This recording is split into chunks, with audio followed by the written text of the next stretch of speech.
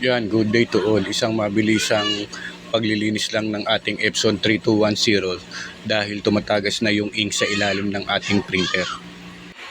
Sa likod ng ating printer may makikita po tayong tornilyo dyan at gamit lang po tayo ng screwdriver at hatakin po natin ito palabas.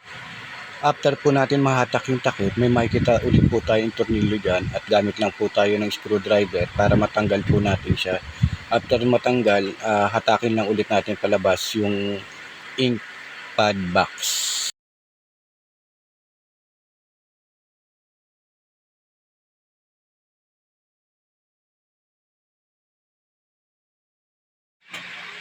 Dito naman po sa ink pad po natin, optional naman po siya.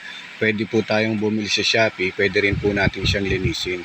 Dahil hindi ako nakabili ng ink pad, kaya ang gagawin ko ngayon ay lilinisin ko na lang po siya. Buhos-buhusan lang natin siya paulit-ulit. Yan, paulit-ulit lang po natin buhusan yung ating ink pad hanggang sa tumining ang kulay. Hanggang sa wala na siyang nilalabas na ink. Paulit-ulit lang po natin yung gawin.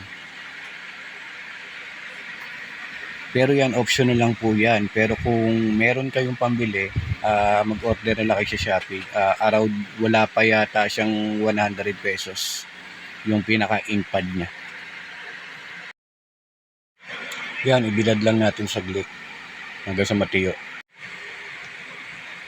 After matiyo ng ating ink pad, ilalagay na natin yung ink pad natin sa ink pad box.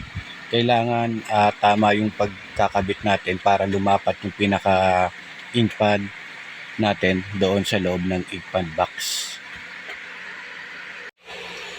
Yan, gawin na lang po natin yung ganyan tutorial. Huwag na po nating hayaan na tumagas yung ink natin. Kung kaya naman natin i-monitor, monitor na lang po natin siya at bumili na lang tayo ng ink pad sa Shopee.